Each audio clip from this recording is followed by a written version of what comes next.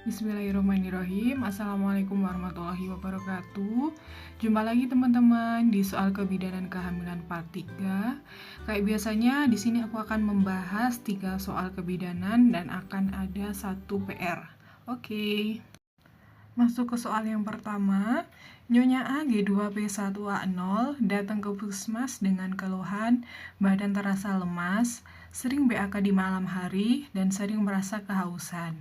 Hasil pemeriksaan fisiknya, tekanan darah 118/70, nadi 78 kali per menit, suhu 36,3, TFU 23 cm, DJJ 145 kali per menit. Pemeriksaan penunjang apakah yang harus dilakukan pada Nyonya A? Yang A, pemeriksaan kadar Hb, B, pemeriksaan tekanan darah, C, pemeriksaan urin reduksi, atau D, pemeriksaan PTA. Nah, kita lihat dari keluhannya ini kira-kira mengarah ke apa, teman-teman? Bisa kalian jeda dulu untuk menjawab pertanyaan soal nomor 1 ya. Kalau sudah, bisa langsung kita bahas. Jawabannya yang C ya, pemeriksaan urin reduksi. Nah, pemeriksaan ini berfungsi untuk mengetahui kadar gula. Pemeriksaan ini menggunakan reagen Benedict. Ini sesuai ya dengan keluhannya, yaitu badan terasa lemas, sering BAK di malam hari, dan sering merasa kehausan. Pemeriksaan ini masuk ke pemeriksaan lab yang dilakukan atas indikasi. Lanjut, ini adalah gambar hasil pemeriksaan urin reduksi. Kalau warnanya biru berarti negatif, hijau positif 1, kuning dan ada endapan berarti positif 2, orange berarti positif 3, dan merah bata dan ada endapan berarti positif 4. Nah, kadang itu soalnya menanyakan kayak sesuai dengan kasus, terus pemeriksaan penunjang apa yang bisa dilakukan, atau terkadang memberikan soal positif 2 atau positif 3 itu berarti warna apa. Kita tinggal ngapalin aja nih, kalau negatif berarti warnanya biru, hijau berarti positif 1, kuning positif 2, orange positif 3, dan merah bata positif 4. Positifnya sampai di 4 ya teman-teman. Lanjut soal nomor 2. Bidan N berencana akan melakukan kelas ibu hamil di desa Kejanten. Sebelum melakukan kegiatan tersebut, bidan harus menentukan jumlah peserta ibu hamil. Berapakah jumlah peserta maksimal dalam satu kelas ibu hamil? A. 15 orang, B. 10 orang, C. 8 orang, atau D. 5 orang. Bisa kalian pause dulu untuk jawab pertanyaannya ya. Nah, jawabannya yang B, 10 orang. Kelas ibu hamil dilakukan mulai umur kehamilan 20-32 minggu.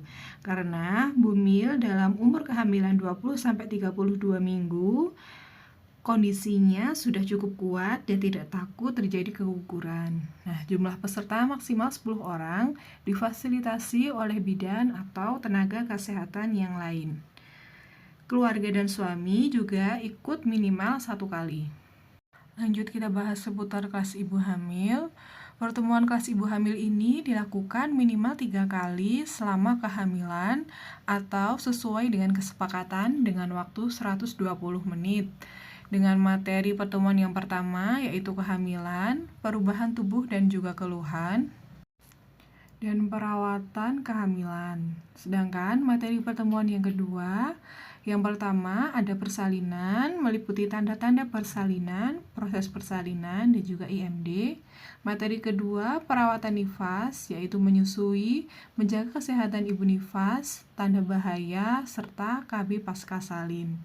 Pertemuan yang ketiga, yang pertama adalah perawatan bayi. Ini meliputi injeksi vitamin K, tanda bahaya bayi baru lahir, imunisasi BCG. Lanjut, mitos yang berkaitan dengan kesehatan ibu dan anak, penyakit menular, dan juga yang terakhir adalah pembuatan akte kelahiran. Untuk ngapalinnya, berarti kalau di pertemuan pertama itu cuma seputar kehamilan saja. Kalau pertemuan kedua itu udah masuk ke persalinan dan juga nifas. Nah, yang pertemuan terakhir itu sudah masuk ke perawatan bayi sampai pembuatan akte kelahiran. Masuk ke soal yang terakhir. Gerakan janin pertama kali pada bermigravida dapat dirasakan mulai umur kehamilan A. 15 minggu, B. 12 minggu, C. 18 minggu, atau D. 20 minggu? Jawabannya yang C ya, 18 minggu. Gerakan janin pertama kali atau quickening pada preemie mulai umur kehamilan 18 minggu. Ini beda nih, kalau pada multi mulai umur kehamilan 16 minggu.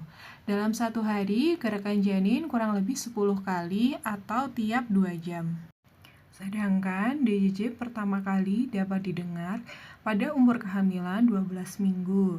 Ini kalau pakai Doppler. Sedangkan kalau pakai Linek bisa didengar umur kehamilan 18 sampai 20 minggu. Ini PR-nya ya. Materi tentang tanda-tanda persalinan dan proses persalinan diberikan ketika mengikuti kelas ibu hamil pada pertemuan yang keberapa. Apakah pertemuan pertama, kedua, ketiga, atau yang keempat? Ini soal tentang kelas ibu hamil ya. Nah, cukup sekian video kali ini. Mohon maaf jika ada salah dan kurangnya. Kita ketemu lagi di pembahasan selanjutnya. Wassalamualaikum warahmatullahi wabarakatuh.